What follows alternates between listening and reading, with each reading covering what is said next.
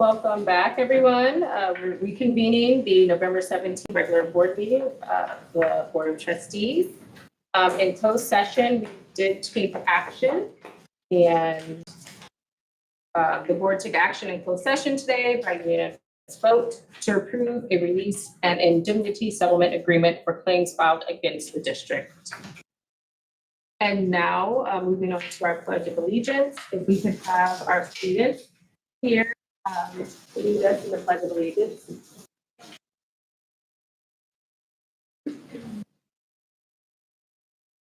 I pledge allegiance to the flag of the United States of America and to the republic for which it stands, one nation, under God, indivisible, with liberty and justice for all.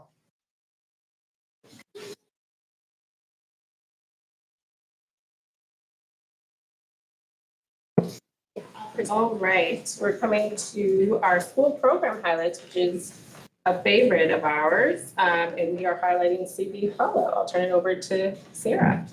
We're excited tonight to have our students from the 5th grade at Sleepy Hollow and their teacher, Miss Rizzaturnik. Come on up. I'll look at your presentation up here. They're going to be sharing with you, board members, our some insights about our science curriculum and how they engage in investigating the world around them, studying science in 5th grade. Hey, you guys, I just got to get.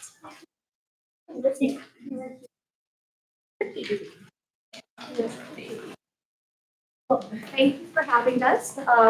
These students were very excited to share what they do in science. They were leaders and just stepped right up. I didn't expect so many volunteers, but they were all so enthusiastic, wanted to practice, and they were here before me. Would you just like me to let you know when to? Sarah is changing. Let me know. I'll come to break up. I'm just taking pictures. All right. Hello, everyone.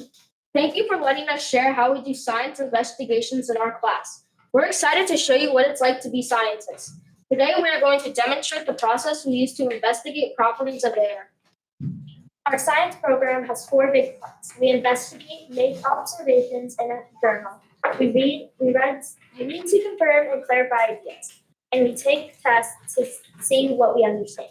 Every investigation starts with a project question. This question sets our learning goal and gets us thinking. We share what we know or what we think we know about the topic. In class, some kids shared, we need air to breathe. Everything needs air to live. One student asked if there are any animals that did not need air to live. Then comes the fun part, we investigate. Our teacher gives us the materials we need and some instructions. We plan, test our ideas, and write down observations in our notebooks. We also chart and draw what we see. After collecting data, we meet to discuss our observations. The teacher asks questions to help us think what does this mean. We use our evidence and what we already know to develop a theory. Reading about the subject is very important. This helps us to clarify misunderstandings and also understand this subject more thoroughly. We would like to demonstrate an investigation recently performed. To understand air, we are given syringes, small plastic tubes, and clips. We're going to demonstrate the way we use these materials. I will pull back on one plunger and attach it to the tube with the second plunger pushed in. When I push on the plunger and push out, the other one will go in. And this shows that air has mass. No.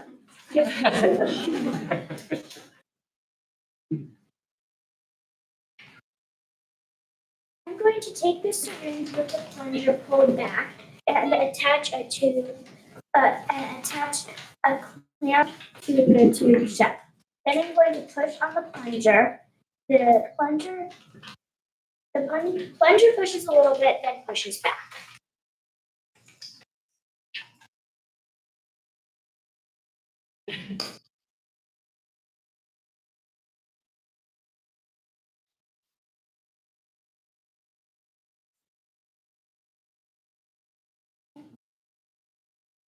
It broke, but this will be clamped, and when I push on it. What? Do you want one? Do you want backup? Thanks. Just haven't had one. Scientists do a rescue.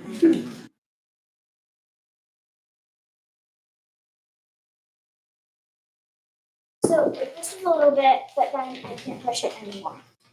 I will write down these observations. We also try other things. For example, I might clamp up the syringe with the plunger pushed in and out. Notice I can't. I will write it down. I might pull the syringes back, connect the syringes and push. I'll write down what happened.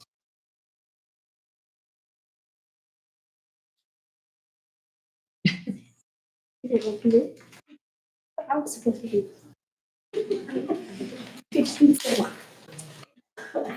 Oh, no.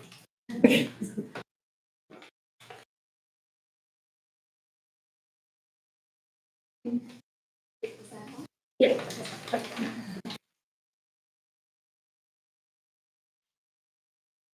In class, we watched a video of a deflated ball weighed before and after it was inflated. We noticed that the numbers on the scale went up after it was filled.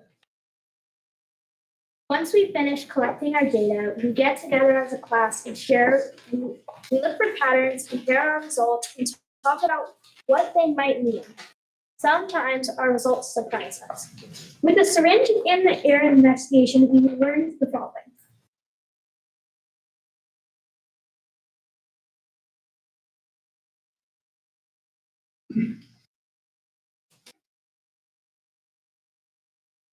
It's not just an empty space, it also takes up space.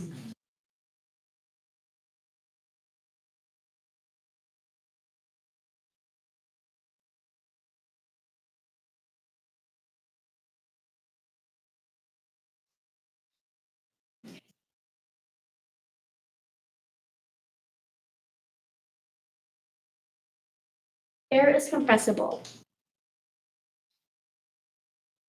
The video showed us checking our waste. Some of the things we try don't lead to helpful conclusions, but if we can try and make sense of them. For example, pulling back on a clamped off syringe didn't work. This might be another way to prove that air is something, because since we could pull in air, the plunger wouldn't stay pulled out. Later in the week, we read to understand the topic better. We fix our mistakes and add notes. These notes and the book help us show our understanding on the science assessment. So to sum it up, here's how we do our science investigation. We start with a focus question. We share what we already know. We investigate and make observations. We get together to make sense of our data. We read to understand the topic. We share what we know. Doing science this way helps us think like real scientists, asking questions, testing ideas, and learning from what we discover. And that's how we do science in our classroom. Thank you.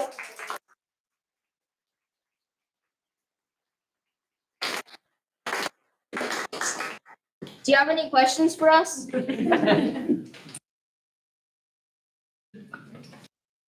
What was your favorite part of this whole? Go ahead. Probably that we got to like work together. It was like fun to like figure it out because we had no idea what this was. And it was just like fun figuring it out.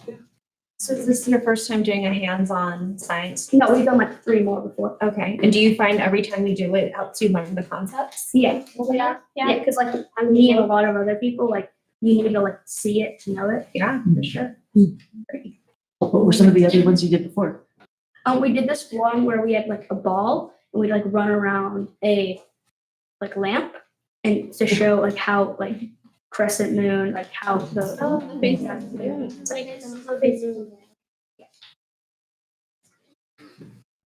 You guys asked some of my questions. I've got a more boring one, but maybe the teacher can help answer this one. So you mentioned an assessment, like how do you know what you learned at the end? Talk about it, We have a focus tested on question. it. Okay, you go back to the focus question. Let me answer it. Okay, and what normally do you feel like I guess you've done 4 investigations. How's that gone? Were you right to begin with or change what you know? We're pretty good. That's good, that's good. So look at the focus question and then just Piernick, I assume there's another Yeah, I'm sorry. element. Your question was about assessments, how Yeah. the assessments work. So the assessments are interesting with FOSS because they're not just like spitting back information. It's a lot of applying what you learn. So for example, one of the first investigations they did were about shadows and how they relate to the position of the sun in the sky. And they learned that the sun is starting in the east, but then it goes up very high at noon, but it's towards the south. And then it goes back down in the west in the late afternoon. And they noticed that when the sun was closer to the horizon, the shadows were longer and they faced in the opposite direction. When they were up in the south, they were slightly north, but really short. So they put all this together, but then the assessment itself isn't, okay, tell us what you learned.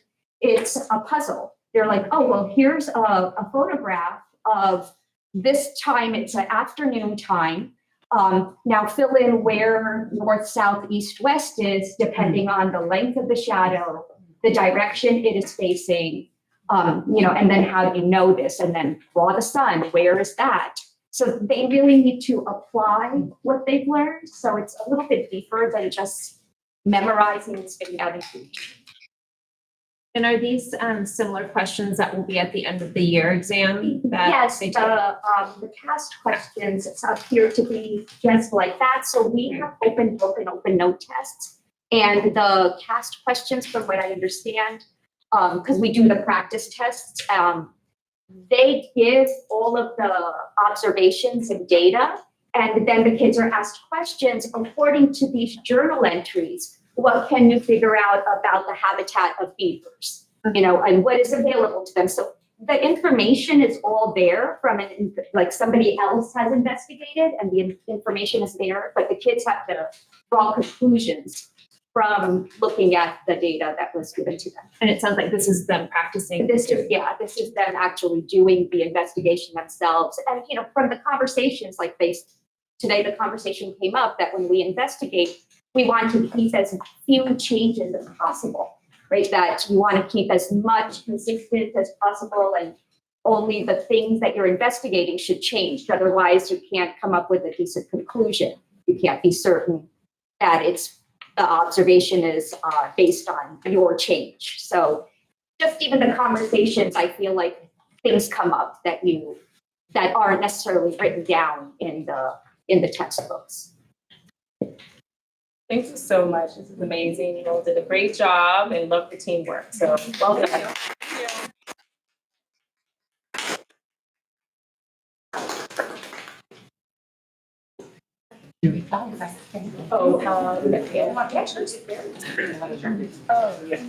We'll give you a few extra minutes if you would like to stay. You're welcome to stay, but if you're welcome to log on.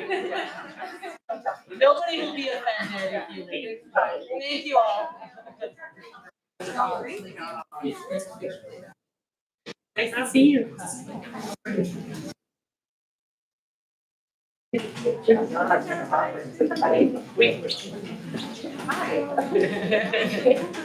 Welcome to the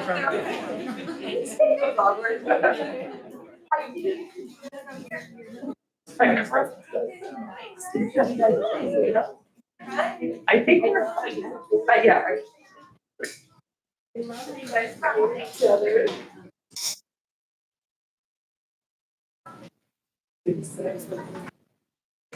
All right, that was a nice way to open up the meeting. Thank you, Sarah. So we come to public comment period.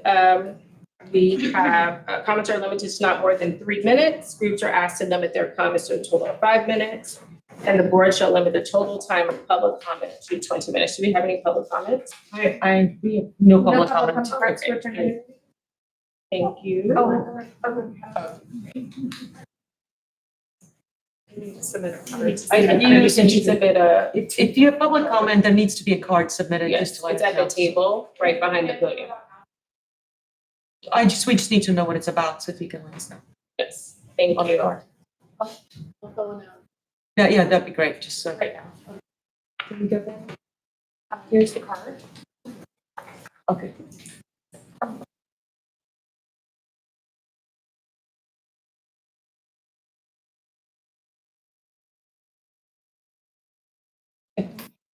Good evening, board members and Superintendent Gilman. My name is Kathy McGowan, and I'm a parent at Wagner Ranch. I'm here to speak about the Bandit Club after-school program and the need for clear, site-specific transparency for families. Over the past several weeks, parents have repeatedly asked for straightforward information about the daily structure, staffing, and supervision and training practices at Wagner Bandit Club. You were told that a full staff overview would be included in the next district communication, something that would help families understand who's supervising our children and how the program operates. However, what was ultimately received was a list of staff names without any explanation of roles, training, or supervision or structure. That omission has left families more confused and more concerned, not less. Earlier communications from the VAST director even referenced an unusual level of turnover, which families took seriously.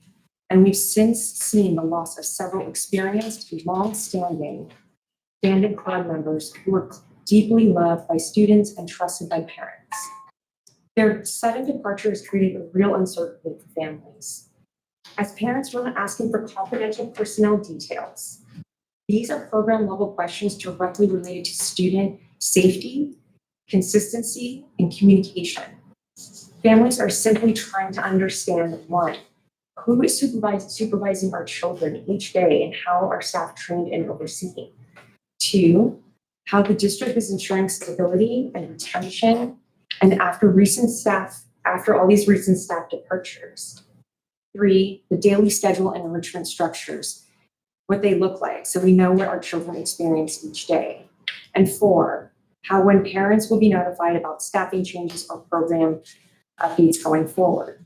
When information is unclear, only partially addressed, it becomes difficult for families to feel confident that the program is being managed transparently, and that our students are receiving consistent supervision. I respectfully ask the board to ensure families receive a public accessible update that includes accurate, site-specific information about operations of the Bandit Club, including staffing, supervision, training, communication processes, and steps the district is taking to restore stability and rebuild trust with families. Thank you for your time and for your commitment to transparency and community. Thank you for your comment. Is there a second comment? Yes. Thank you.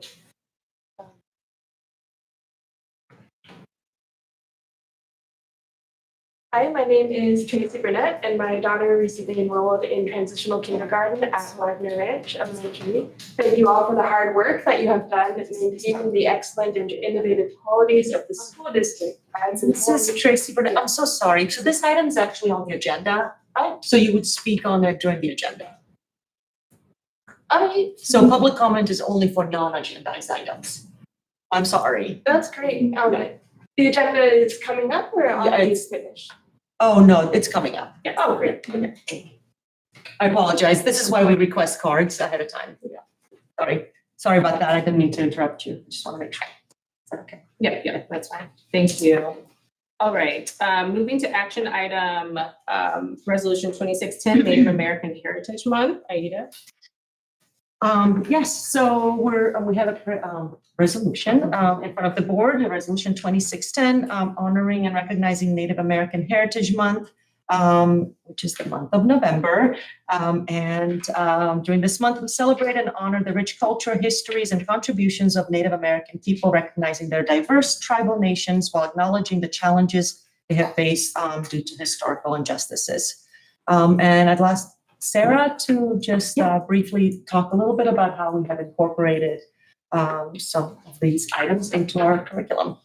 So we have lessons developed for every grade level, TK through 5, and also 6 through 8. Our core leads that at the middle school.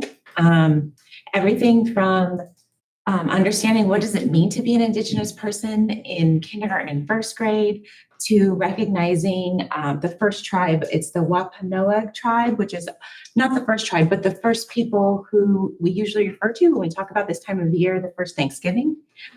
Students are doing this through read-alouds or reading articles, and really understanding at the middle school level about the impact of colonialism and westward expansion on Indigenous people and their land and usage and their rights, and who is fighting for those rights now. So a lot of interesting explorations around Indigenous people and the beauty of their culture and community. Great, thank you. And we will read this aloud. Thank you. Okay, starting with Benita.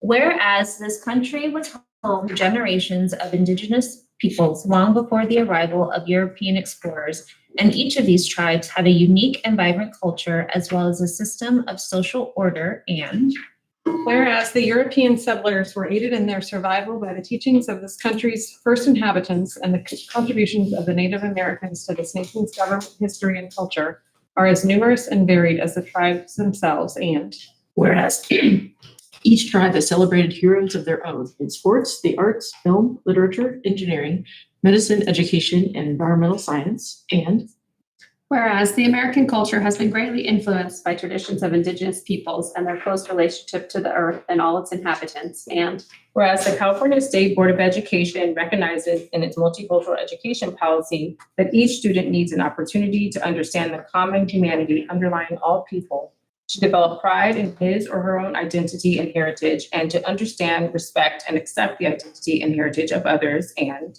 whereas the California Education Code Section 51204.5 specifically calls for instruction in the social sciences to include the study of the role and contributions of Native Americans to the economic and social development of California and the nation, with particular emphasis on portraying the role of Native Americans in contemporary society. And whereas the History Social Science Framework for California Public Schools, transitional kindergarten through grade 12, states that the history curriculum of community, state, region, nation, and world must reflect the experiences of all people and of different racial, religious, and ethnic groups, which is integrated at every level. And therefore, be it resolved, the Orinda Union School District Board of Trustees does hereby adopt this resolution to honor November 2025 as Native American Heritage Month. thank you all. Any comments or thoughts? thank you for bringing this. Right. Thank you. Is there any public comment? on There's this? no public comment. All right, this is indeed an action. Is there a motion? This is Hillary. I move that the board approve resolution number 26-10. this is Benita, I second. Trustee Phillips? Aye. Trustee Nandava? Aye. Trustee Weiner? Aye. Vice President Shogun? Aye. President Williams-Coleman? Aye. Motion carries. Thank you. And school plans for student achievement. Okay. All right, so we're gonna have our principals actually do the presentation, but this is our annual presentation of school plans for student achievement, or SIPSAs. And the school site plans includes goals and action items, and it really reinforces the cycle of continuous improvement. So every year we bring the district LCAP in June, which is our local control accountability plan, and then which is aligned to our strategic priorities. And then our principals lead the development of SIPSAs, which is aligned to our LCAP. So all of our goals are aligned, and the processes are aligned. So just as a reminder, we developed our goals 2 years ago. So these are just an update within the cycle of LCAP and the SIPSAs. So with that, I don't know their order of speaking, but you can take the entire floor. You take all whatever it's your presentation. I will just do this.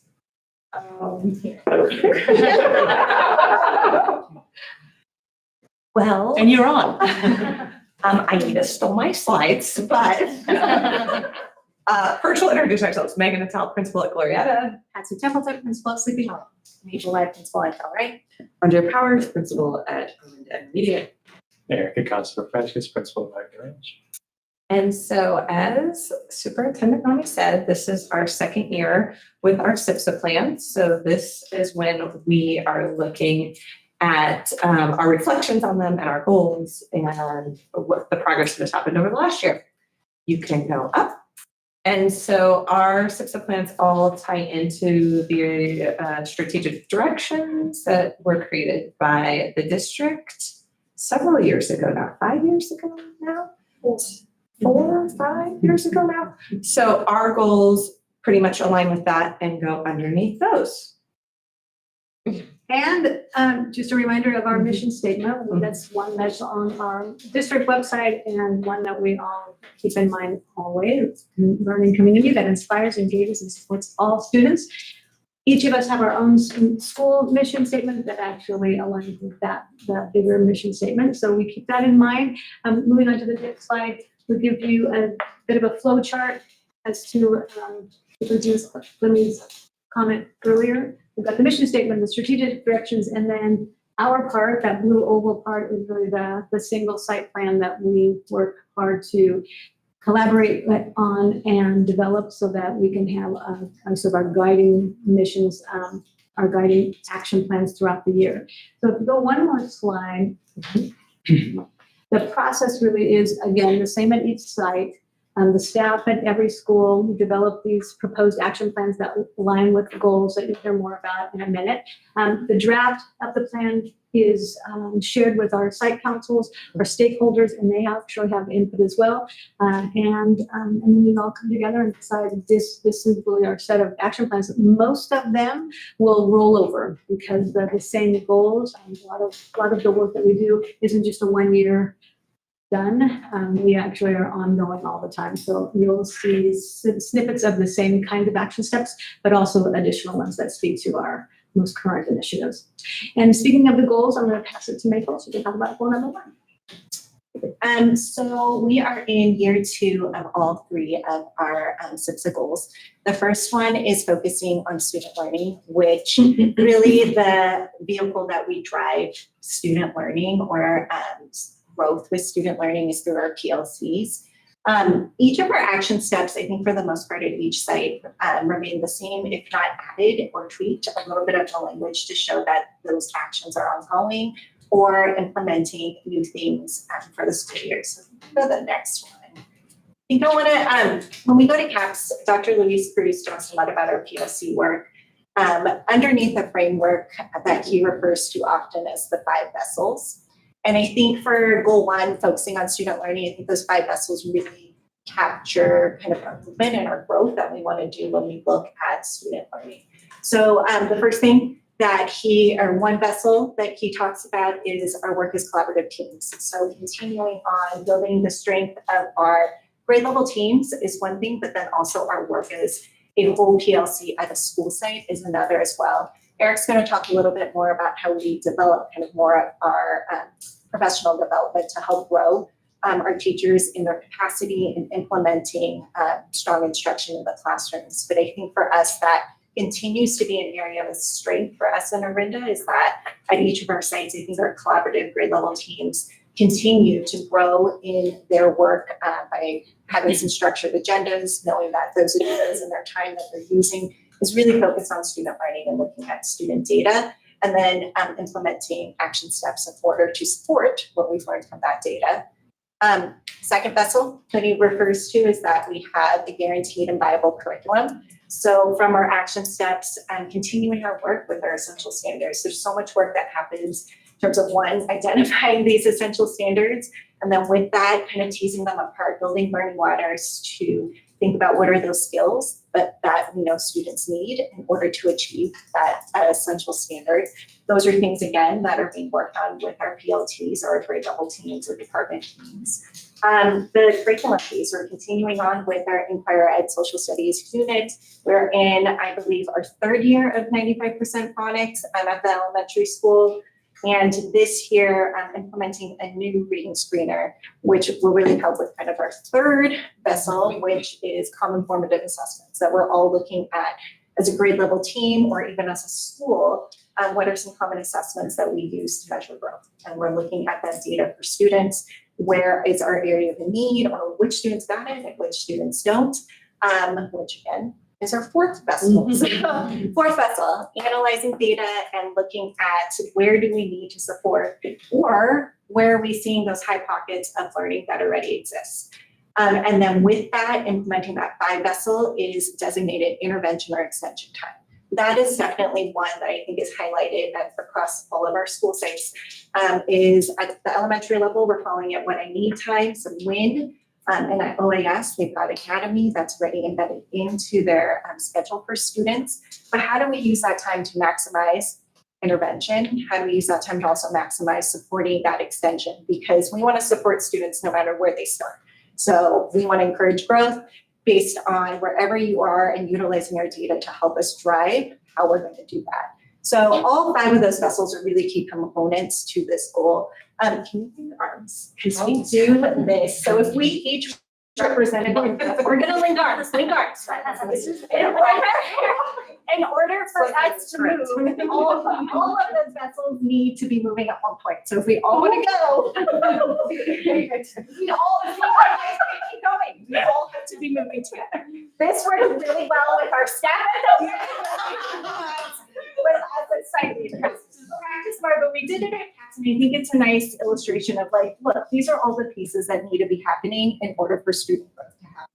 Some may be moving faster than others, and that's okay, but we all need that moving piece. And we're really excited, at least on the, I don't want to say at least on elementary, I think all of us are really excited to really be focusing on that designated intervention and extension time this year. We're looking at systems. Our grade level teams are working really hard to try different ways to support students with intervention and extension at all our school sites. Do that again. Didn't go well. Maybe it went great. It went great. I felt it, but that's the important part. Which brings us to belonging. So with everything that Maple discussed, that we need to have a cohesive team, for our students, there has to be a community of belonging, for our students to be able to be successful. We can implement all of these strategies. We can have the most successful PLT teams, but if our students don't feel connected, if they don't feel a sense of belonging at the schools that they attend, we know that students are then not going to achieve at the high levels that we know they can do. So part of one of our goals, like with district, is to grow our strategies to create supportive educational environments that prioritize student wellness and belonging. That is a priority at OUSD. It's a priority for all of our schools. So how do we ensure that we're embedding that equity, that inclusivity at the heart of everything that we do? So when we think about us, just to go on your track, linking arms, right? We have to move together, but we have to have that belonging and sense of understanding to be able to do that. So some things that we are focusing on within our action steps. I know for all of our schools, there's photos here of our wellness centers and the implementation of our wellness centers, and having our wellness counselors. So having that safe space for our students to go when they need someplace to just take a break, to take a few minutes, but then also to engage with a safe adult. And that has been a priority. Each of our schools has set up in these spaces various opportunities for students to have some downtime, which there are various games, different resources, and these spaces are run really well by our counselors. We do have a wellness intern at OIS that comes and helps engage with students, and is also running some of our academy sessions with students every Thursday. So this is just another step on how we can reach out to our students and build that community. A lot of student leadership that is happening amongst all of our sites. I mean, we just saw leadership amongst our Sleepy Hollow students who are willing to come in here and lead and show what they are learning. But what they are doing on campuses, each of our sites are offering different ways and different capacities for our students to lead, for students to learn how to lead, so that they can move to the next level. Digital citizenship and cyber safety, it is something we all talk about. When we talk about overall wellness of ourselves as people, including us as adults, but most importantly, our children, regards digital citizenship and what it means to be safe on this vast internet that we have. Every site offered and hosts our this moment in life. It is the same. Vigilance. Thank you. The vigilant, I couldn't think of the word, parent initiative. Thank you.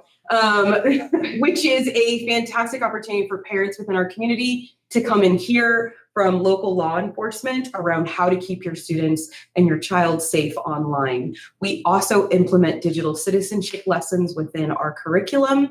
It is something we are doing within core classes on how students can be safe, but not just on their phones, but also on their computers. There's so many different avenues that we need to do that. Talking about different tiered intervention strategies for behavior support. What does it look like for us to support behavior in various ways?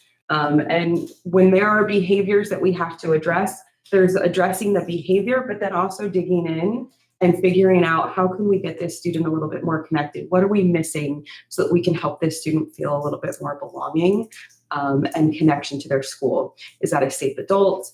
Is that being connected with maybe some different student leadership? Is it something within our wellness centers? But we are looking at various ways that we can highlight students so that they can feel more connected to their schools. I know that we are all working on lunchtime activities. We are all supporting our students all day long so that they can have community well-being. And goal 3. Okay, moving on to dedicated staff. So I want to bring your attention to a few keywords on the district goal. For recruiting, retaining, valuing, and supporting our staff to lead us to student success. That's on the left-hand side district.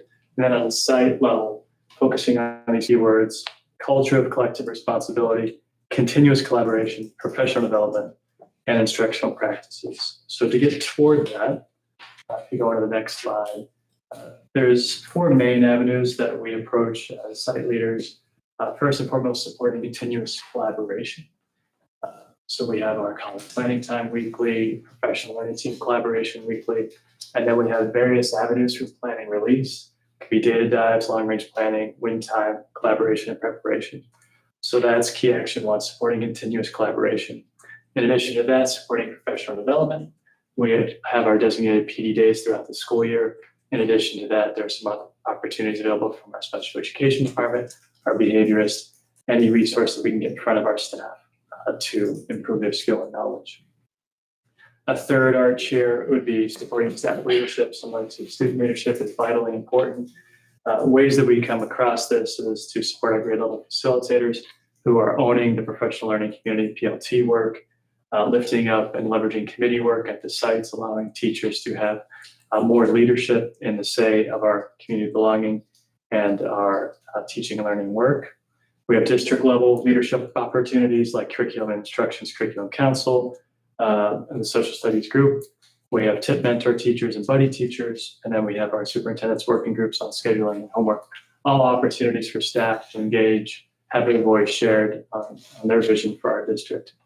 And then finally, we all value and want to support a culture that values feedback. And so we take great efforts throughout the school year to make sure we're staying in great touch with all staff, classified, certificated, and we have dedicated structures so we can gain their feedback and make sure we're being responsive to their needs. Ultimately, we believe that dedicated staff is the foundation on which we achieve our student learning goals and build our community of belonging work. And so we spend very much time in supporting a dedicated staff's mission. So that brings it all together. And those 3 elements, again, help lead us toward achieving our school plans for student achievement. Thank you very much, and we'd love to hear your questions. Thank you. Hold it up to the board for questions, discussion. I just have one. Back on the first goal, there was an icon for the Silicon Valley Mathematics Initiative, and I was just curious, what are we doing with that? Yeah. It's a continual resource for our teachers. So, Okay. Yeah, I don't know much about it, so I'm just curious about how it's a great website. We started it a really long time ago in terms of our district as a member for SVMI, the Silicon Valley Math Initiative.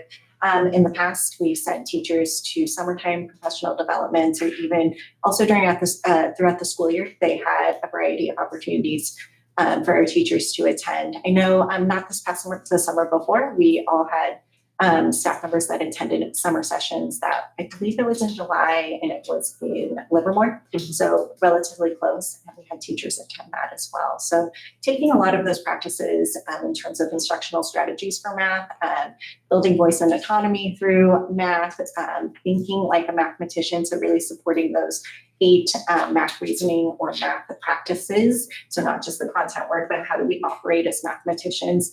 SMUI really does a lot to support not just the content standards, but who we want our students to be as mathematicians.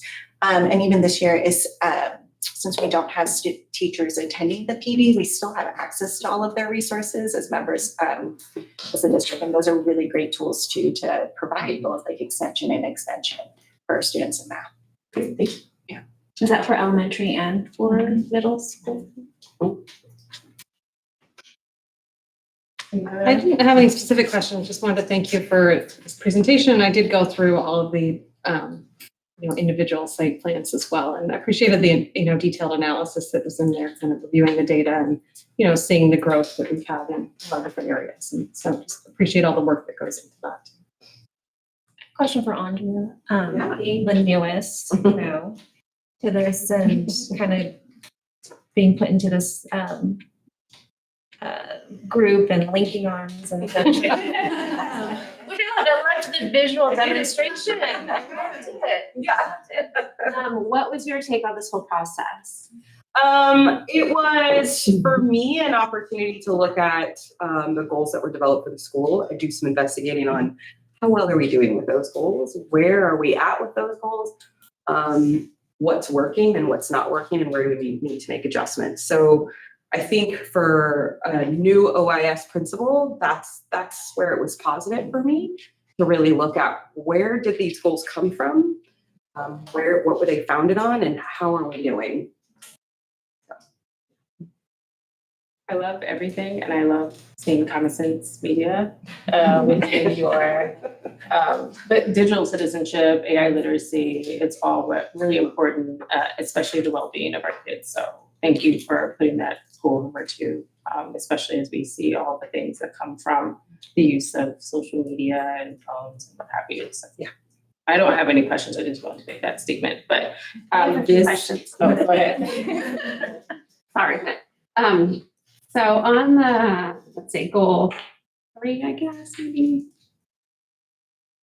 Well, it's kind of all of them. So I know each year you end up with at least a sprinkling of new staff, and the PLC work specifically has been going on for several years now. How do you integrate your new teachers into that culture? In terms of the hiring process, that's certainly something we're looking for. Do you have experience operating in a professional learning community? What do you know about it? What's been your experience? If people are favorable of that, those are typically folks who are looking to join into our team. And then the valuable part about this process, we've been investing in these leaders now for years, and they run a really nice collaboration. They know how to come in and make sure there's equal voice and space and contribution amongst their team members. So that's been really healthy and positive. And folks who really take that on and take it to heart, that we constantly reflect and want to grow and learn, do terrifically well in this atmosphere. And if that's not for you, if you want to continuously reflect, learn, grow, then that's. Thanks. I know similarly, Sarah leads a lot of this work, and I feel like it was rolled out right when I was coming onto the board. So it's been a few years now. And at the beginning, it was sort of that time, Wednesdays in particular. Sometimes principals were structuring it, sometimes teacher leaders were structuring it. What's an update on that from OIS and elementary? Like who's organizing that? What kind of data is being reviewed? Like what's that kind of session look like? We have a 3-year,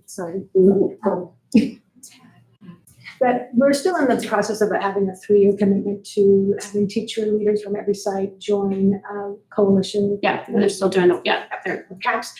And we come back and actually plan on those days. We meet 6 days out of the year. So we come back and we're constantly revamping what it is that we want to do at our site based on what we're learning at the those 6 days. PD. Yeah.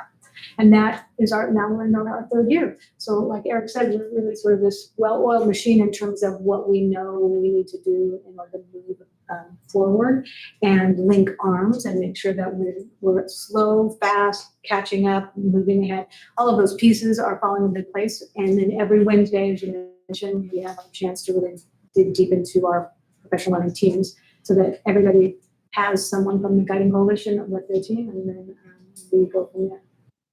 I will say at OIS, especially coming on as a new principal in the 3rd year, It's been an opportunity for me to ask our ILT, which are our department chairs, where are we at with this work? And for me to go in and do some investigating. And for me as a new principal, I have set the tone of here's how we'll build agendas, here's how we're going to manage that time, and here's the expectation for that time. That happens in our ILT meetings. So when we have our department ILT meetings, I'm presenting, here's what I need you to be discussing and focusing on within your PLT. Most recently, some updates with CAF data. We're doing some gradebook audits with new updated gradebook policies at the next PLT meeting. So there's some directive that's happening with that, that's coming from what we're learning at CAPS, and then us being more directive in terms of what that PLT time looks like. In addition, we're also requiring or supporting academy, right? How are we looking at event intervention? What are we doing as a department, as a PLT team for intervention and academy? How can we push forward? How can we look at the data of our students so that we can do more during intervention and see where else we need to step in? So that's how I'm leading it specifically, for OIS. Thank you. Sorry for all the questions, but I did look through all of your plans as well, and specifically your assessment data, because we had a really great presentation last board meeting that was more comprehensive and district view, but I know you get nitty-gritty data, which I did look through, and I appreciate all of your analysis. It made sense to me, all that, and it's incredibly high. Your data is outstanding pretty much across the board, so it's hard to find areas to move on. At the elementary level, almost everyone noted a trend of less kids exceeding standard over time, and then mentioning it, and I know, thinking about how to address it. I think the plus is that you have been moving kids who are farther below grade level through your intervention strategy. So how are you thinking about that specifically at your sites and addressing that? We noticed that too, and I think it speaks a lot to our intervention that we've been doing at our sites. And then we noticed that we need to really work with those kids that want the extension as well, and how are we targeting them with that? And that really speaks to our win time now, our academy, and that we can actually work on targeting both of those groups for what everybody needs. So if a student still needs intervention, they will still be able to get that, but then students will also get the extension work that they're craving too. And we actually heard that from students too. So when we did the student groups with students, there were lots of students that were saying, I don't like sitting through math because I've already learned it. And I'd like to be able to do something beyond the lesson that's in the classroom. So also speaking to beyond the data, but the data from the actual kids too, of what they're saying. So I think that those trends we saw, our intervention is working, but now we have to address our extension work with students too. And that's really what our win time is able to do. It's kind of like that piece where we take any student learner, no matter where you start, you want to grow. So I think widening our lens as teams and as a school as well, and when look at our designated intervention and extension time. So it's really, how do we find and identify student groups, and then how do we know what those skills are that they need to work on, and how do we build on that? And I think our teacher teams are working really hard to look at their existing systems and how do we make sure that we're addressing both the intervention and the extension piece. Thanks. And sorry for all the questions. I do have one more though around science, because it's not in there. It's not part of your analysis, but it came up quite a bit in our discussion last month. I know there's quite a bit of caveats to that data about how it's taught, when it's taught, the test itself and its reliability, but there is variation across school sites. And how are you approaching that at your schools to address the lower scores that you're receiving in science?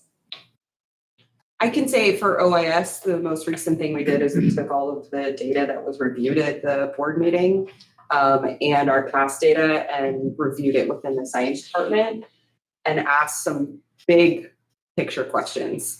Individually had them review it to do some individual analysis and then to review it together as a bigger department. And some of the bigger questions that we landed on were, we created essential standards through this CAPS process. Are we following it? How well are we following it? Are we intentionally working together on that? So those were some of the bigger questions in terms of the essential standards. How do we get back to that? How do we assure we are realigning and that we are aligned on this curriculum? So those were some of the questions that came from that when we looked at that.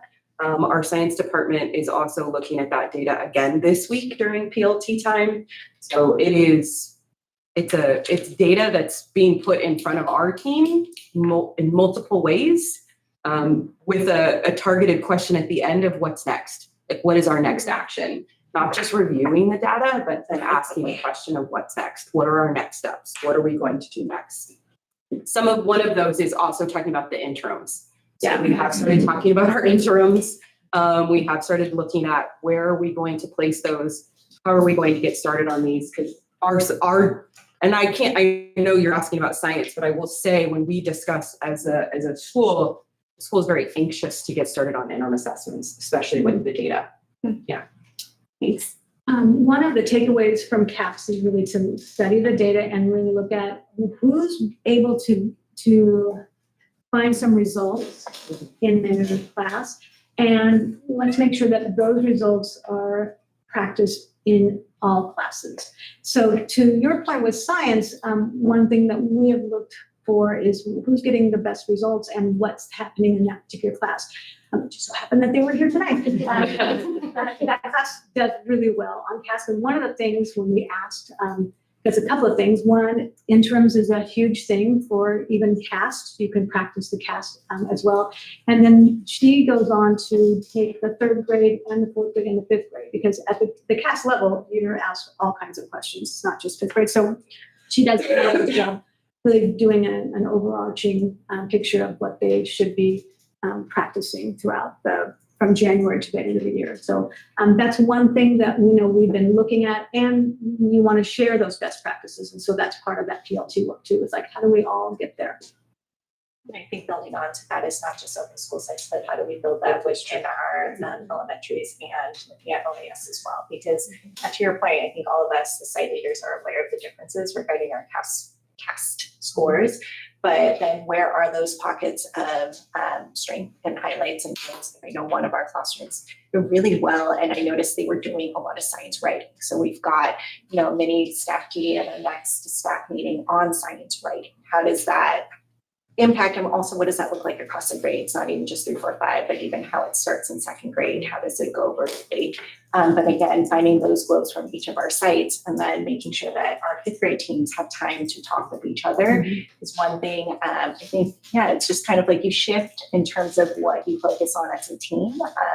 But I think for all of us, that is science is very much on our radars as site leaders, and how do we build that growth in instruction and also capacity. Thank you. I appreciate that. That's all I got. Any other comments or questions? Is there any public comment? There's no public comment. This is up for action. Do we have a motion? This is Hillary. I move that the board approve the school site plans for student achievement for Del Rey, Glorietta, OIS, Sleepy Hollow, and Wagner. It's Katie, I second. All in favor? Aye. Motion carries. Thank you so Thank much. you so much. Thank very you. much. All right, and we move to another action item, 24-25 annual developer fee report. Nika. Yes, thank you.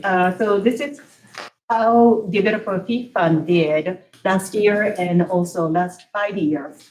Developer fee, or it's called the school fee, is collected from the builders or homeowners who is adding or constructing the new square footage of the house, or it could be commercial building. And it is collected and put in the specific fund separate from everything else. And it's used for expenditures that is derived from increasing enrollment.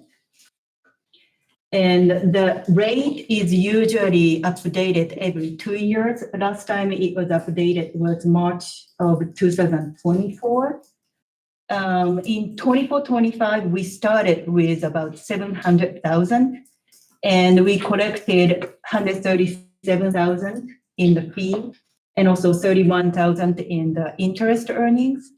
We spent about 570,000 and left with 270,000. And from that, about 200,000 is used in 25-27. The total budget in 25-27 is a little over 300,000.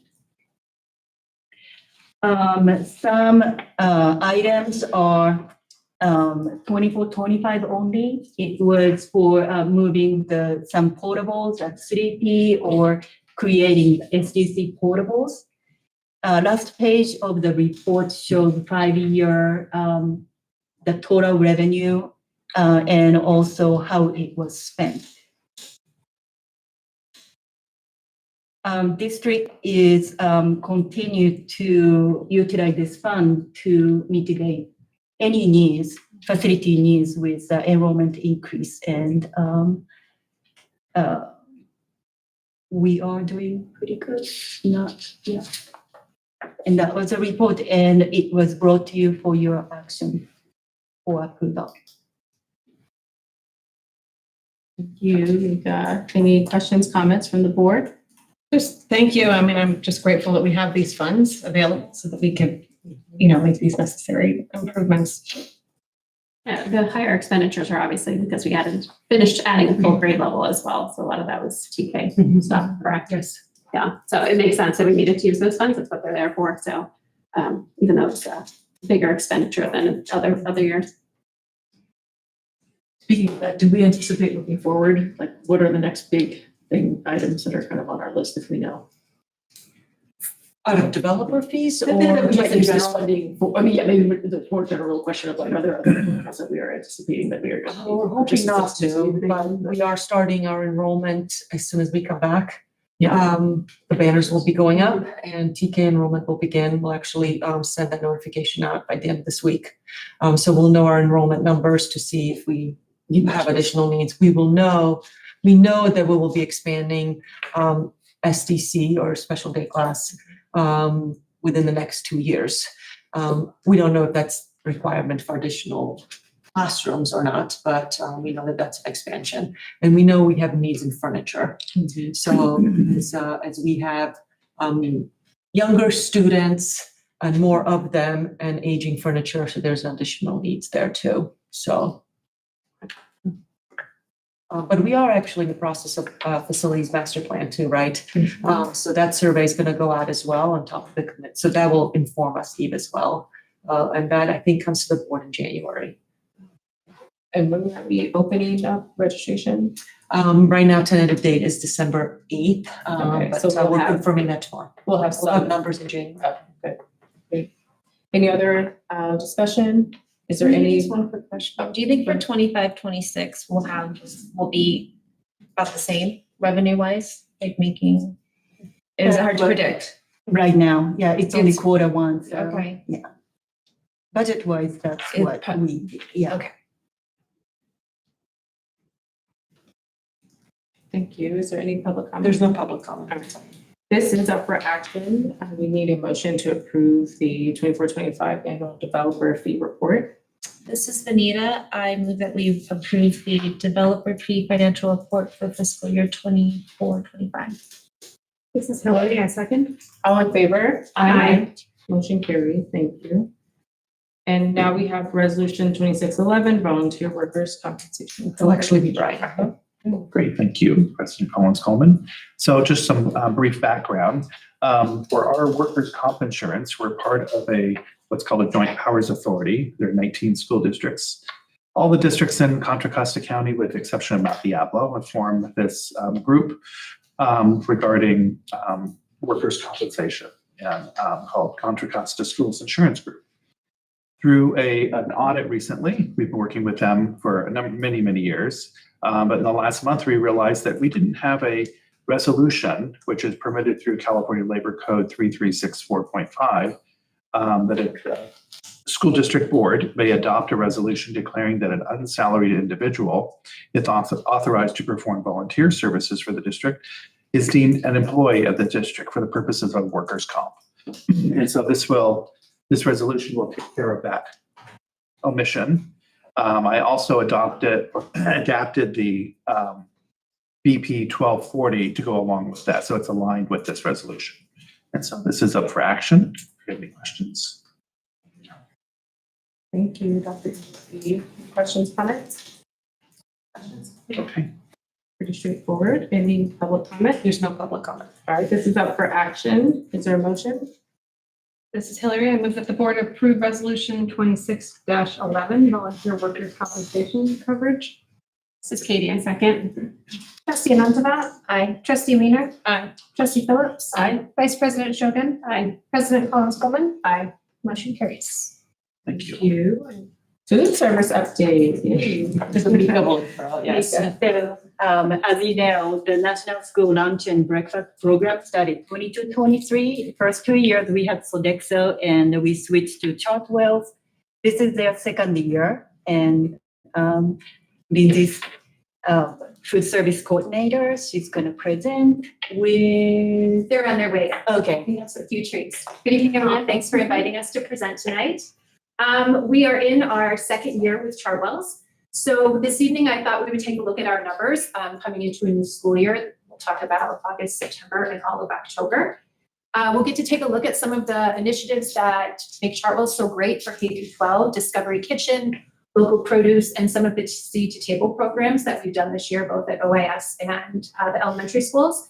And then we'll cap off our evening tonight with a tasting for all of you of our most popular and favorite elementary and middle school hot lunch items. We do pizza real well, we do all those real well, but we decided to kind of show you what the students like that's kind of outside of the So we'll get into that at the end of the evening. No chicken nuggets. There are no chicken nuggets.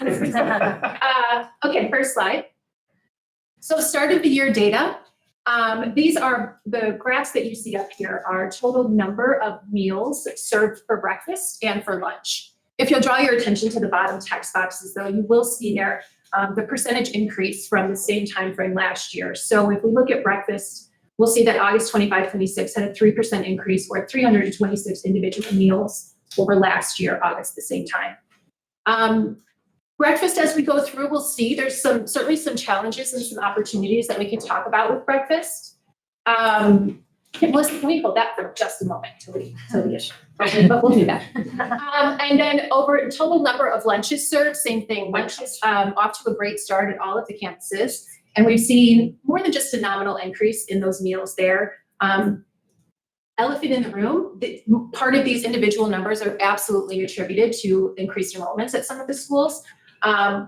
In elementary, we will see a little bit of a difference at Sleepy Hollow, who did not get any increased enrollment this year.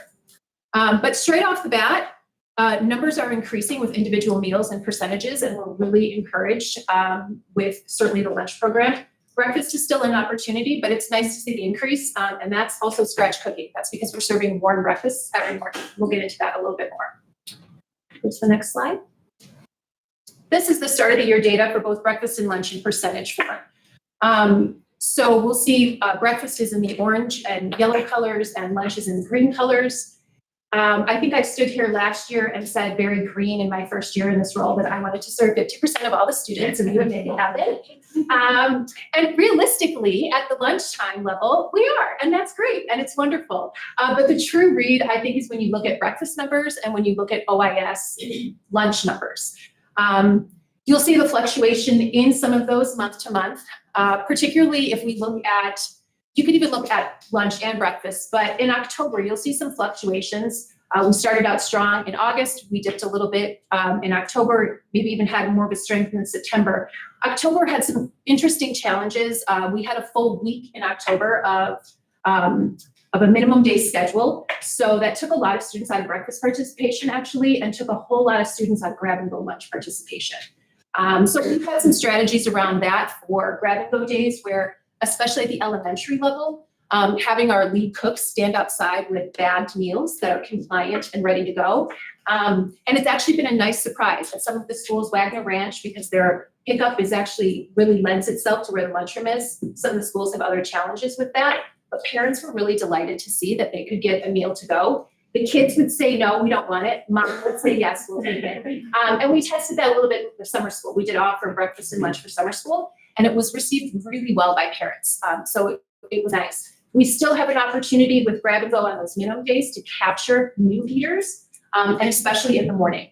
But I am pleased with the uptick in the percentages now. Some of the anomalies in the structure of it, it's organic growth and it's going to take time. So we'll see some of those structures flip-flop a little. Last year versus this year. So these are both breakfast charts here. I did include some fun pictures. That's actually our salad bar. What you see here are actual photos of what we serve. Our Denver Scramble is one of our most popular at elementary and middle school. Our yogurt parfaits, and then all of our salad bars are fresh this year. You will notice that breakfast has a large opportunity. We certainly see some of the decreases in September and October from last year to this year. Again, mostly at the elementary level. At the middle school level, brunch is a dismissed actual period, so all the kids are going to one place at one time, and we have the opportunity to capture all the participation. How can we increase participation in breakfast for elementary schools? There's a lot that we can do, but it's going to have to really be a collaborative approach, and a lot of this is about access to breakfast in the morning. So the next slide talks a little bit about some of the roadblocks. So again, the pictures over to the right are the two snapshots of our newsletter. We do talk about breakfast in our newsletters, that we always have a hot breakfast, and some facts about making sure that students eat breakfast and the success rates of students that do. We also have a picture there of the breakfast window with little ears like Glorietta, and again, our salad bar. One of the roadblocks is timing. School drop-offs, particularly at the elementary level, are harried and hurried. As a parent myself, it's difficult. You're barely making it there, or you're dropping off where the lunchroom is kind of on the other side, and you have to count on your student to go in there.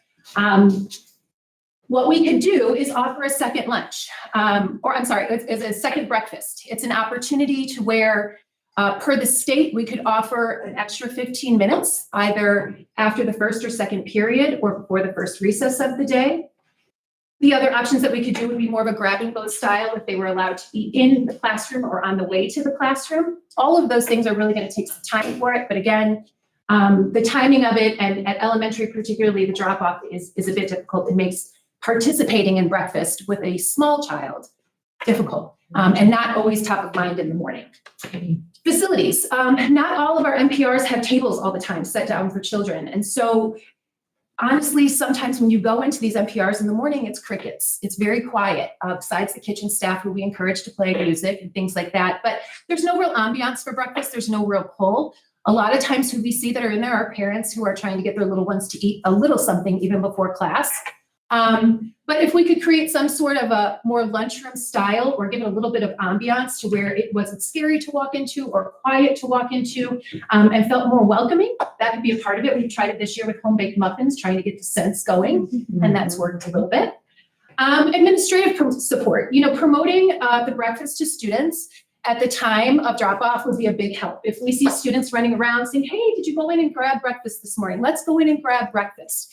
Because 9 times out of 10, the playgrounds are on the way, and those students just never make it over to get breakfast themselves because they're going to go play, or there's a basketball game going on, or my friend has something cool in her backpack. So kind of a herding, if you will, of introducing them into the cafeteria in the morning and saying, hey, do you need some breakfast this morning? Have you had breakfast? Let's go in and have a warm breakfast.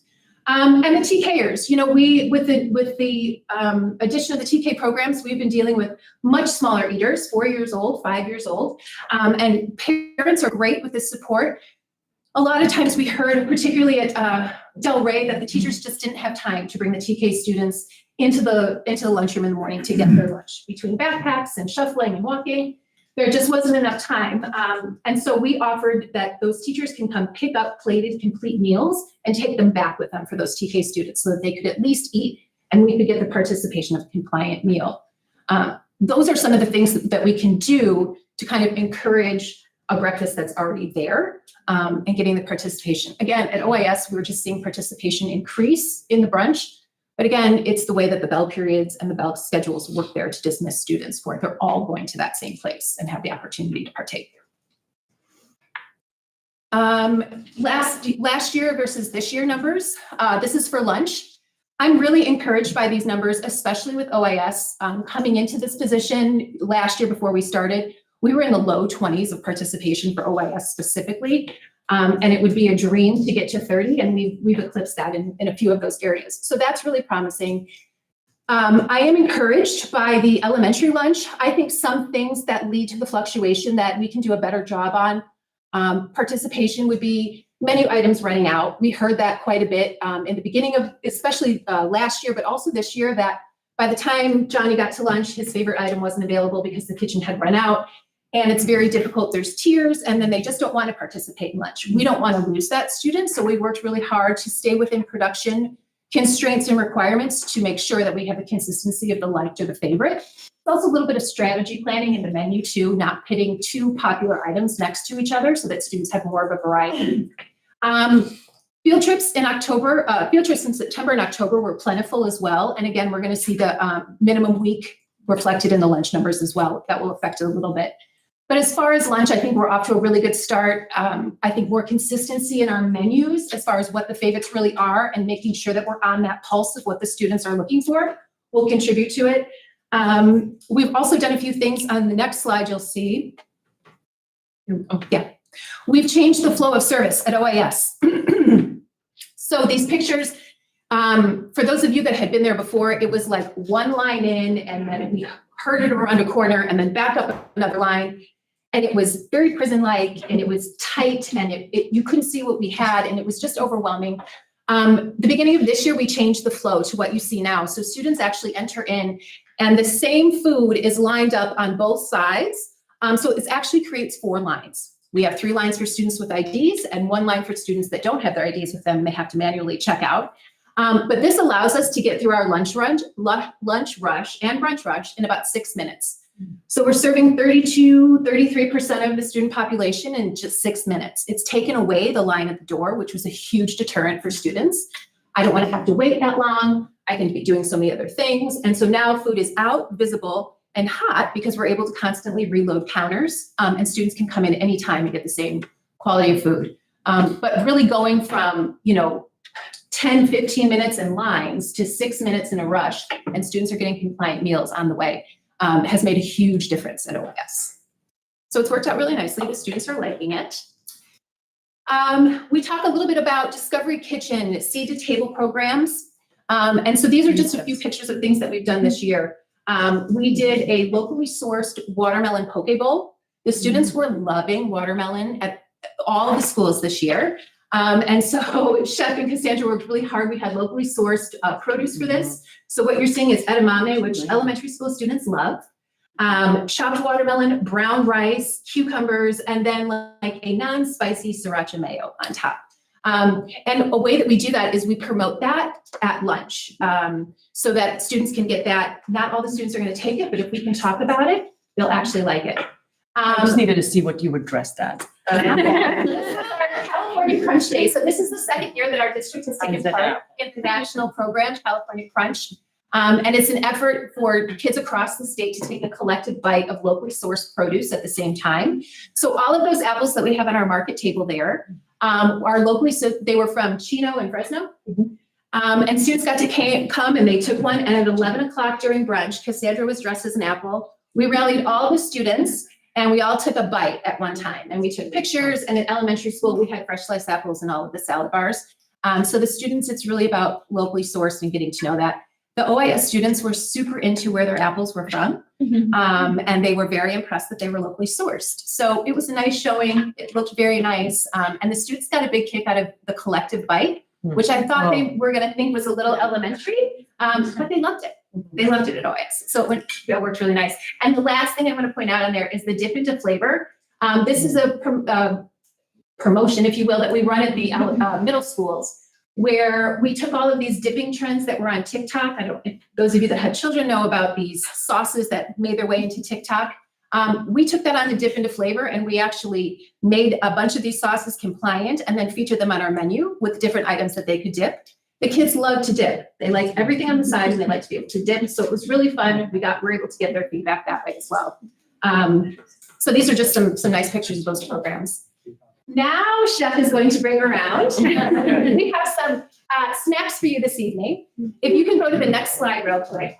You are dining on our sustainable tray this evening. Last year in September, we piloted these compostable trays to all of the schools. And I apologize if it's a little cold. We've been holding it for a while. I apologize. But basically, we piloted these trays at the elementary schools so that they could, we could feed little hands better. It was a big mess all of the time to have a boat and milk and a fruit and this and little hands and backpacks. And so we wanted to do something that was sustainable. These trays we introduced last year. It's going wonderful. Students are able to handle the milk on there. They're able to have their food and then walk back and forth. So we wanted you to try this evening. The other pictures that I have up here, and I'll tell you what you're eating first. If you could go to the next slide real quick. We did a little tasting menu. These are some of the favorites from our middle school and our elementary school. Listen, we do pizza, great. We do chicken nuggets, great. But part of I like about Chartwell's is it's elevated, right? And we're serving our students that elevated palate. So these are some of the favorites from elementary. We have a pesto feta pizza. Children love pesto at all of our schools, but at OIS, the pesto feta pizza is run out all the time. We have a Philly cheesesteak sandwich that is beef. I'm super impressed with the thinness of the piece of this. We have a chicken Caesar salad with baked croutons. Again, all of our students, whether they're packaged in grab-and-go clamshells or on the salad bar, all of our students use that. And then orange chicken with vegetable fried rice. It is brown rice. All of this is K-12 compliant. And then a little bit, for November and December, we're running a pumpkin bar. Again, it's a sweet treat, but compliant. And so you have a little bit of our pumpkin bar on there. And the students are comparing it to Starbucks and they like it. And we do something like that. But it's another way to bring them in for participation and to really kind of get them in to see what else we have to offer. So enjoy. I'm available for questions. Thank you. It's a way to have a sneak while we're. Well, I figured just a few little bites, like a 2-bite of everything would be nice.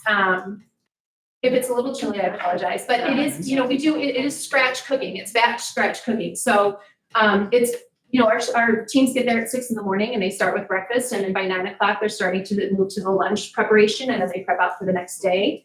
We've also seen an increase in volunteers, especially at OIS. And I think it's just a more pleasurable experience, even for parents, to volunteer and be a part of. And we've seen them really get involved with volunteering and helping to make sure that students are eating and that sort of thing. Amazing, thank you. I know we do have one public comment, so if we could have our Tracy Burnett come up and share her public comment, and then we'll get to our special question. Do I stay here? Tracy will speak for that.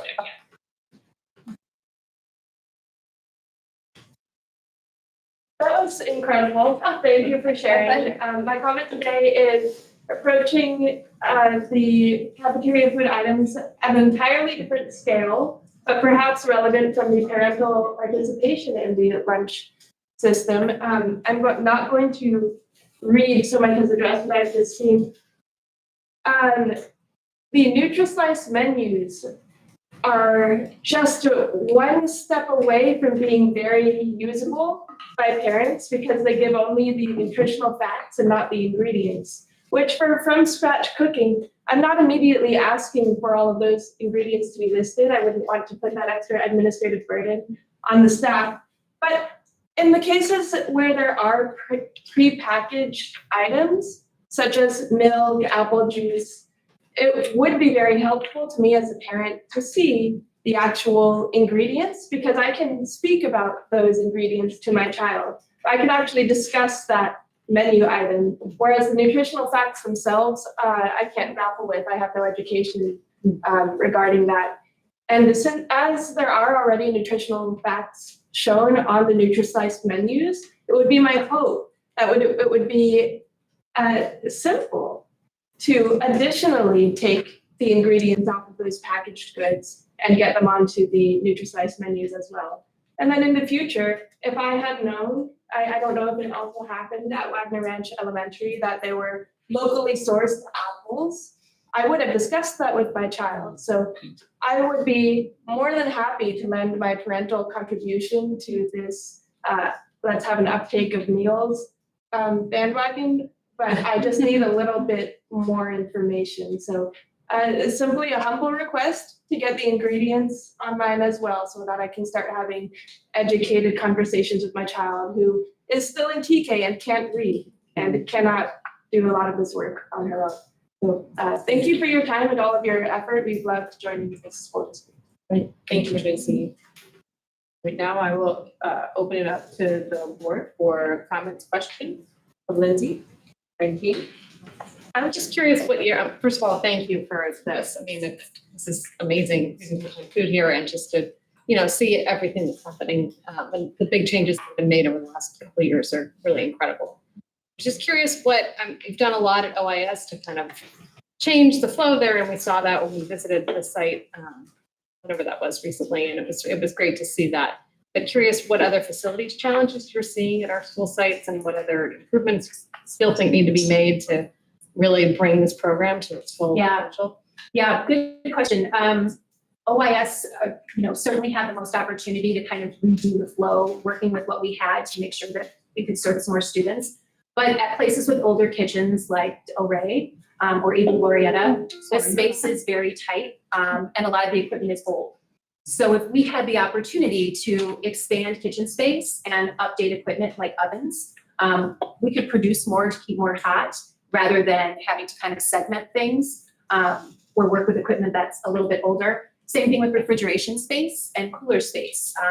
Freezers are at a premium and they're very precious, and being able to, make sure that we have enough on hand either way. So there was some plans and some talk about possibly redoing Del Rey in the kitchen space to open it up a little bit to have it more functional. That would be ideal.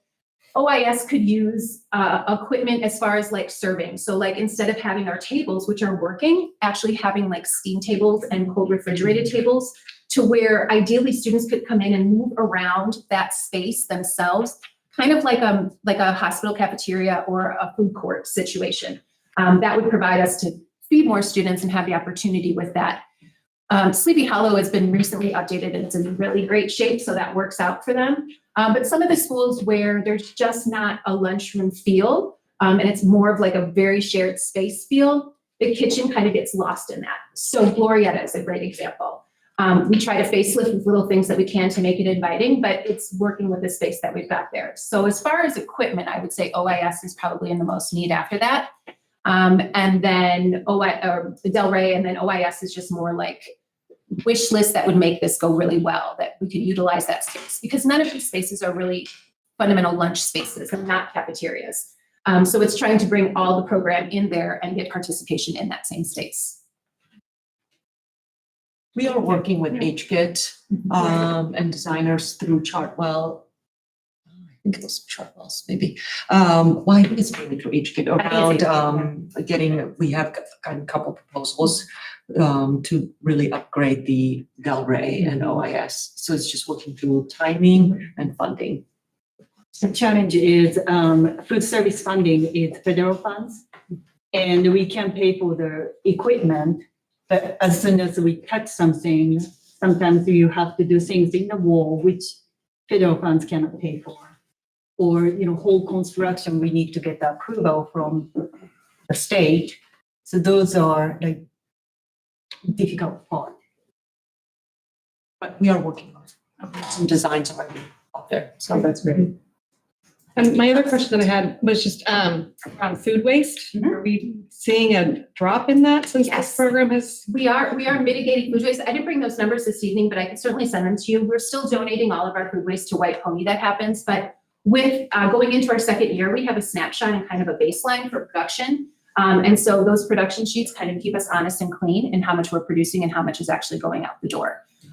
We also have gotten a lot savvier this year at the elementary level with our menus, making sure that what we've got during the week, while it varies, that we're using all of our food product and our pantry and cost per meal prices aren't rising from week to week or day to day. Great, thank you. I noticed the participation rate at Sleepy Hollow was the highest of the elementary schools, even though it has the lowest. For breakfast or for lunch? For both. Okay, I'm pretty sure. Percentage-wise, yes. Percentage-wise, Yes. percentage-wise. Does that have to do because it has the lowest population, or do kids get through faster, or what? In comparison to these others, it's their population. And it's because those other schools have had such a greater increase this year. Del Rey, Glorieta, Wagner Ranch. Okay.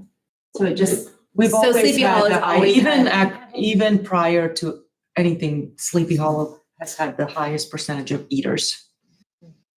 And they just had a big eater fifth grade Yeah. class graduate that's now sixth grade. And it's as lame as that sound. There's a culture of we get food. Yeah. It's cool. And It's just a strong culture of it. It's very interesting where it's promoted. Sleepy Hollow is a place where the entire campus really promotes food service. So whether it's making sure that they're going in to get food or taking their classes in there, even if children have brought a lunch, some schools don't, if the kids brought a lunch with them, they send them outside right away. They don't even make it into the lunchroom. That's a miss. That's a miss. We could be sending those students in to see, because if they brought a lunch, maybe they still want to get a lunch, and that's, great for them. And then it builds their confidence in the program. So campuses that really support that and really promote it.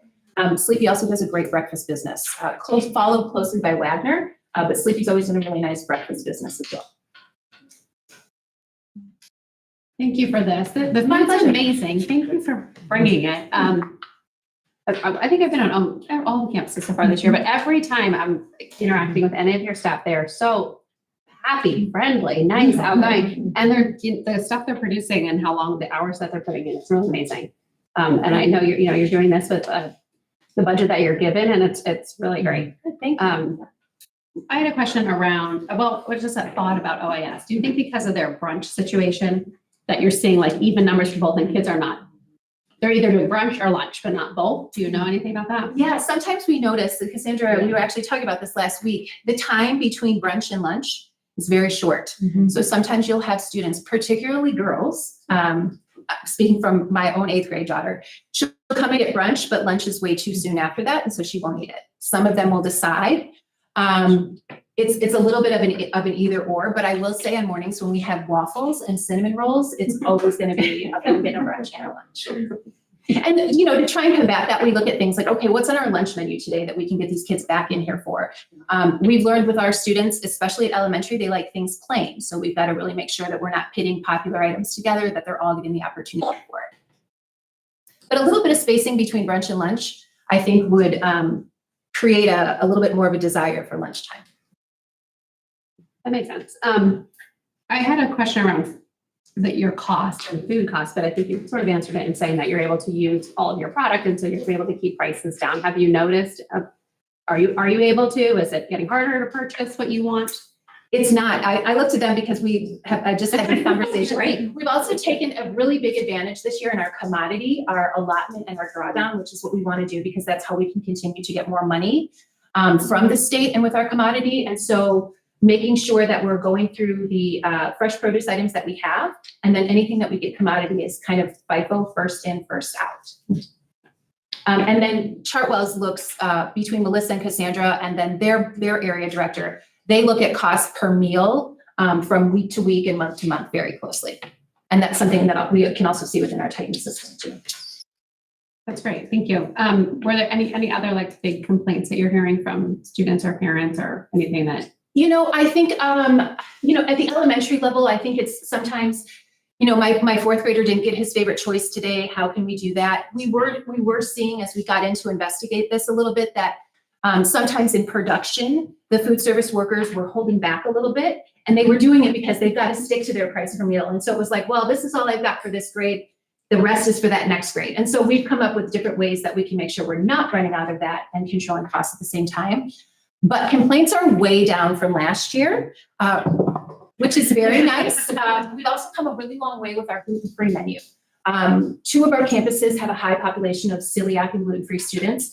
And so we produce a mirrored gluten-free menu that goes from 4 choices to 2, but always giving them a hot option, but mirrors that normal menu because we don't want those kids who are gluten-free to feel like they're getting left out. or that their meal doesn't look like their friend's meal. So that meal is always going to mirror. And we know who those students are. The kitchen teams know who those students are.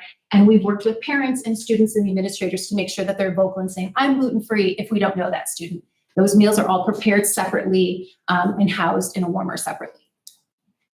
So we've really come a long way with that, which is awesome. Yes, thank you. My pleasure. Any other questions or comments? It was great. I know we were there a few weeks ago at OIS and we watched as they just all ran through and everything was gone in a matter of minutes. So well done, team, on everything. Yeah, it's been really good. Yeah, it's great to see that. Great, thank you. For sure. It's our pleasure. Is there any public comment? Okay. All right, this is just a discussion item. So thank you, Lindsay. Thank you so much. Thank you so so much much. for the dinner and everything. It was You want us to take some of your plate Yeah, away? okay. We're still here. We're here for you. We got it. Thank you. Thank you. It's Mika. OPB. Yes. That's a report. So this is a quarterly report. At the same time, we are kind of reviewing the guidelines. So this started, when we started 10 years ago, we started with 1 million and now we have 2 million.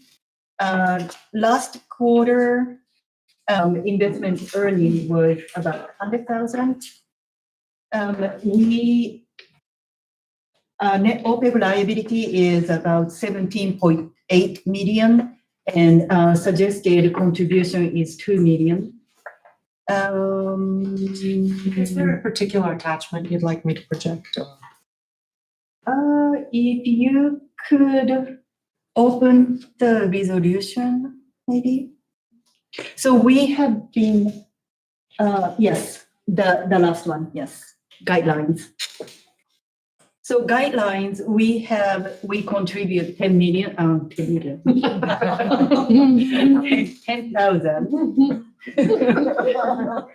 And then review any additional funds in May or June. And so the idea was to put the money in the trust account, and with the earnings, eventually we will be able to pay the post-retirement health benefit. So at this point, the district is handling with pay-as-you-go. Every year, it's part of our expenditure to pay the post-retirement benefit. The guideline says we will review this guideline every November to stay the same or change something. We are using strategy 1. That is less conservative approach. There's strategy 1, 2, 3, and 1 is what we use. It's least conservative, but at this point we have been earning like 4%, 5%. So I don't feel we need to change it. At this point, we are recommending to stay 10,000 and review it at the end of the year. And we will bring this back next December board meeting for the other action item. Yeah, if the board agrees with this recommendation, then we will bring it for an action next month. Thank you. Any Makes great questions? sense to me. Okay, Okay, all right, yeah. Yeah, Make I think sure. we're all Makes aligned. sense. Yeah. Okay, yeah, sounds good. Thank you. Thank you. And legal services quarterly update. Yes. So legal services, its quarterly update has the spreadsheet attached. Thank you. So quarter 1, we have spent about 130,000, and within that, 40,000 will be eventually moved out to a different fund, out of general fund. But compared to last year, at this point, we spent 50% of the annual amount. So we kind of need to see how it goes. Yeah, we had a significant increase. With that, I think, as we've mentioned to the board and prior, we do have negotiations around major area sales and purchase agreements, which will, for a significant expense. So that's the funding that's going to be moved out of the general fund. Right, more bigger population too. Yeah. Yeah, It's I kind of- most of these are related to just, Yeah. items here. And, oh, go ahead. I mean, obviously it's up and it's something to keep an eye on, but I think you've kind of kept us abreast of different needs we've had all along, nature area being a pretty big chunk of those kind of expenditures for the last year. Right, long while. Yes. Yeah, so we'll keep an eye on it. We are concerned with legal increases, so, but Yeah. we're gonna keep an eye on it. Thank you for doing that. Yeah, thank you, Mika. Any other comments or any public comments? No. Right, Measure E and I implementation. I think it's Vince. Evening. Hello.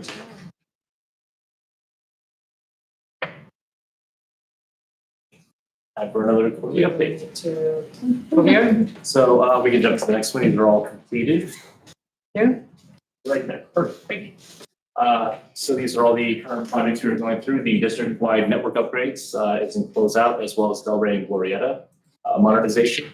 OS modernization is still at 50% complete, and it will complete in the following summer along with Sweet Hollow and Wagner Ranch. The 30s wing is in DSA review right now, so we're waiting on them to approve that. And then we'll bring it to the contractor for pricing, and then we'll get that moving as well. So hopefully we'll be able to fold that into the remainder of the OS modernization in the coming summer. Slide. Program schedule hasn't changed as we're kind of in that in-between lull between summers.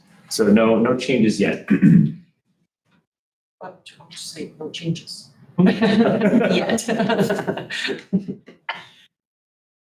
So for the budget overview, here we have the Measure E project budget. So in the previous update, that was a mid-summer update, as that was kind of in the middle of all the works in progress. So as this one is as of the end of September, this will be a little bit more all-inclusive of everything that has happened and now fully encumbered, as all the contracts have been executed and some have been paid out over the modernization. So as well as a few projects have fully closed out. So like the student services building, that is fully closed out. So whatever is remaining in the encumbered should come back out of that and fold back into the bond. Sleepy Hollow multi-purpose room, we are right at the cusp of that, as we discussed last time. So we're getting that through the final bit of closeout, and that will wrap up quite shortly. The modernization for Measure E is moving along, and as well as the district-wide support numbers. We have a question on the Measure E budget numbers. Again, now that we are at the end of the summer, we have updated all of the projected expenditures, so the projected spend on all projects. The next one is Measure I. Same thing, the HVAC project is complete, so we have zeroed those items out, along with the network upgrades about to close out, so that should be coming out soon. And then it's modernization and district-wide support for Measure I. So the total overall summary shows where we're at here. The balance is showing as our projected spend versus total funding. So there's the expended and the encumbered, but there's also what we're projecting the expenditure. So some of those funds are earmarked as contingency and allowances for any overages and soft costs that are yet to be encumbered. So we don't have contracts out yet for some of the work that's happening in the following summer. We don't have contracts out for any additional work that we may not want to perform during the following summer. So we have folded that into the projected spend.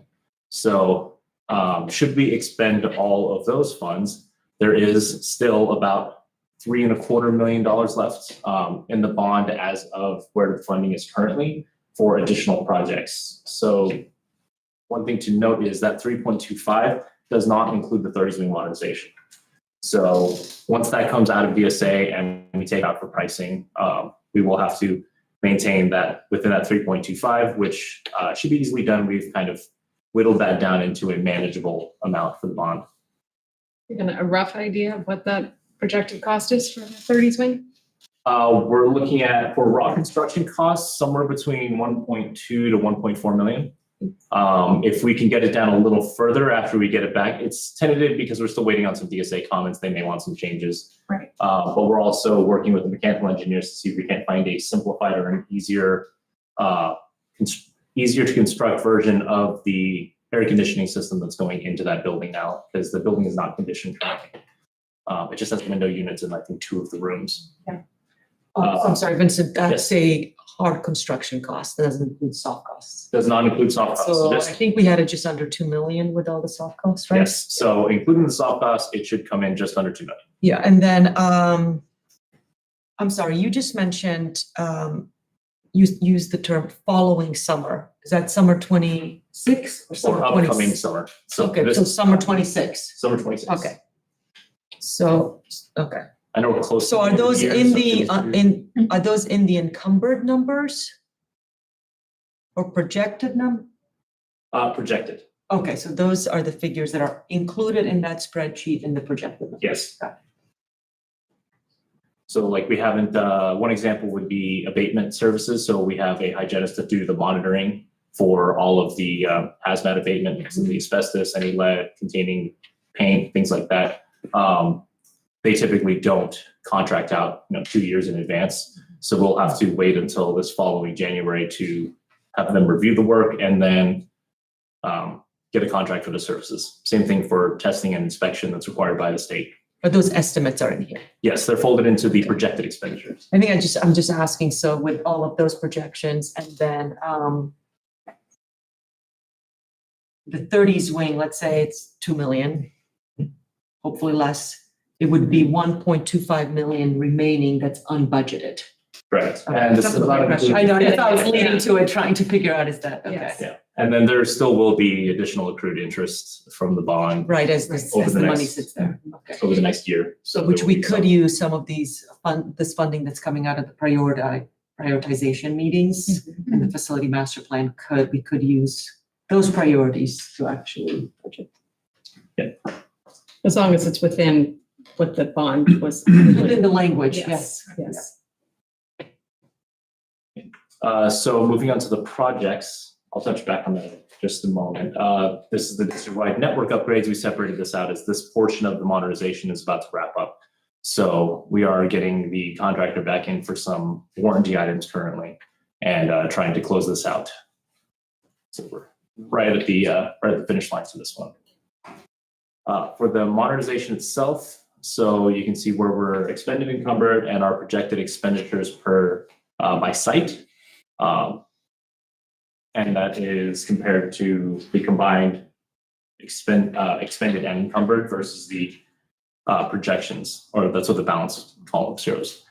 So with that, there is one added note. We are working through catching up on all of the change orders and additional costs and unforeseen conditions that we've run through over the previous summer. So we are, with 50% of the work complete, we have used less than 25% of the contingency. So there's a good chance there will be some additional funds from that as well coming back to the district for use at the end of the summer. Great, yeah.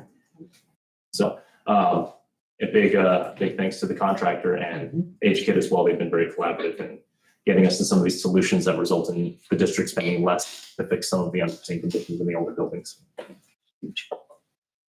Were there any questions on the bond for the modernization projects? I think I already asked my question. I had one question about punch list items. So with half the modernization stuff done at some of the campuses, how's that going? What is there to go back and redo or ask for? Initially, with the big rush, we did have a sizable list at the end of the summer and the first day of school. It was about 900 pages. So Total or per Total. campus? each campus had about almost 300 pages. OIS had closer to 4. We're slowly working our way through that. We've completed over 80 to 90% of the punch list items. The tough ones are working through some items that require access for more than a couple hours inside the classrooms. So our contractor is currently working on a swing shift when it's possible. So they're coming in around 3 or 4 p.m. and wrapping up around 6 to 8 p.m. depending on what they have to do. Some things are coming in on the weekends, but for other items, we kind of have to wait for the breaks to roll in. So we have electricians and plumbers coming in over the Thanksgiving break because we need to shut off water and electricity. We can't do that for long periods. Same thing for the winter break. We'll be scheduling certain items coming during that. But for the most part, we're on track to wrap everything up at least 90 to 95% by the end of the year and closing out completely pretty shortly after that. Yeah, we did see some paint, at least at Glorietta, like on some of the poles, the paint was already peeling, like that sort of thing. So I saw that. We've held off on bringing the painters back. One, to allow the weather to show us where the paint really is going to need more work. Second, kids like to touch things. So we're trying to do that during the winter break if possible, so it can be left, undisturbed for as long as possible before the kids come back to school. Yeah. Vince, when you said punch list will be completed by the end of the year, school year or calendar year? Calendar year.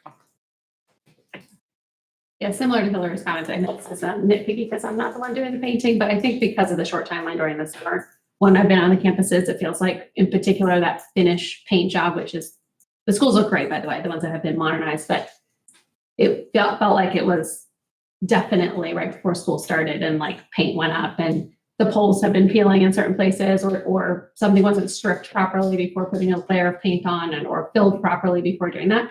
So just since it's going to be happening again next summer, I just wanted to mention it. And also, are those the kind of things that can be on the punch list, the ones that are really egregious to be able to go back and follow up on? No, absolutely. We've already made the contractor aware of them. We have several on that particular note. We have a walk on the 24th and 25th with the contractor and the architect as well to go over all the lessons learned from the summer to try to streamline as much of the work as possible so it's not kind of such a mad dash at the end. Additionally, we're working with the subcontractors to see if it's at all possible for them to start certain items of work before the end of the school year to kind of give them a little more breathing room in the summer as a role where it's a very, very tight timeline to get all that work done. Thank you. Any other questions, comments? Any public comment? No public comment. Thank you so much. All right, thank you all. Now we come to board policies. Up for action, items B through G. Anything in particular interest, any comments or questions? Board members, all right, if we could have a motion to approve. This is Hillary. I move that we approve the board policies in 10B through G. This is Katie, a second. All in favor? Aye. Motion carries. Thank you. Now we come to OEA and CSE announcements.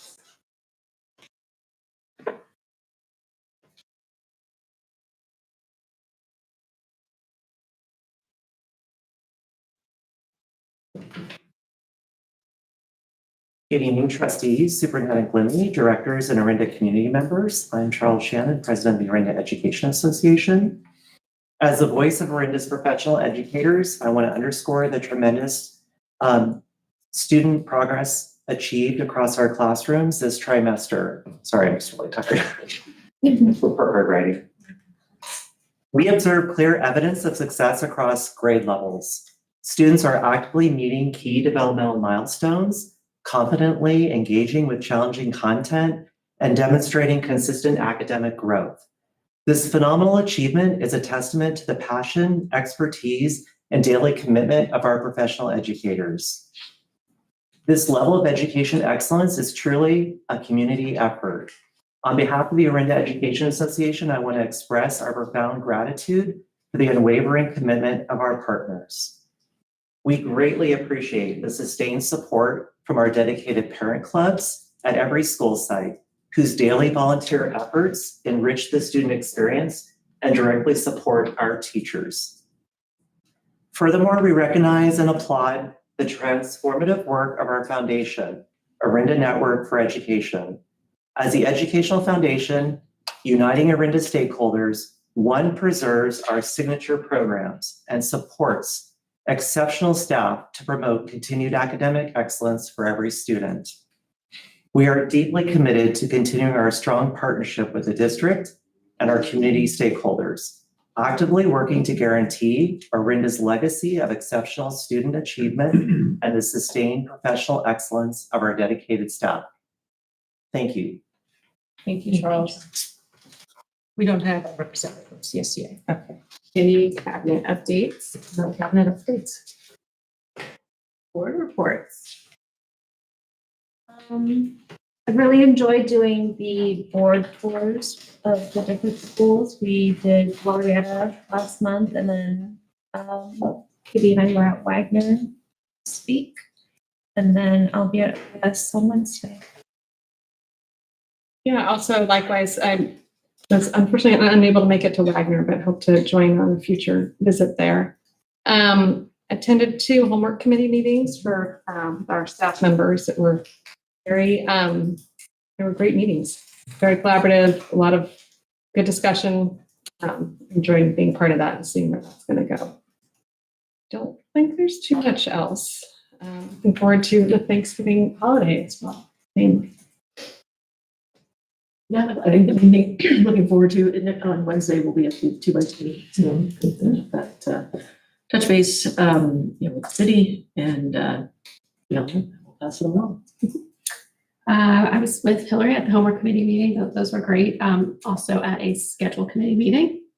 That was also really productive and a good start. I've, as usual, enjoyed my visits. I've been to Wagner Ranch. I got to go to Sleepy a couple weeks ago, which was fun. And where else did I go? Oh, and I think I was at coordinating council the last one. And we were at Glorietta together, actually, since last board meeting as well. And that's it. I was looking forward to a break, and then we'll pick it back up in December. It's always nice to see all the things that Vincent talks about in his reports when we went to Florida and the library and all the different changes. So that was lovely. We have the 2x2 as Eve mentioned on Wednesday, and then We had yes, another school. And looking forward to the break.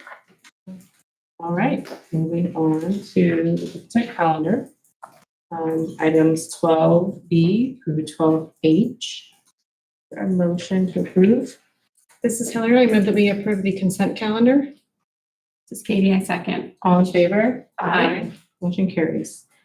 All right, if you would please take note of the future agenda items, anything that you'd like to see added. Please, Aida. Yeah, so December, our main focus is around the first interim financial report, which is a required item. We also look at our attendance and absenteeism, and we have a scheduled special ed program overview. It is also our annual reorganization of the board meeting. And then in January, we have an English learner, governor's preliminary budget. We also bring our course catalog for next school year as we start planning for next year. We just talked about facilities master plan and some other committees coming up as well. So that's tentative draft for next big reports. Great. Thank you. All right, and we come to adjournment. Is there a motion to adjourn this meeting? This is Hillary. I move that we adjourn our meeting. Is there a second? This is Steve, I second. All in favor? Aye. Meeting adjourned. Thank you. Thank you.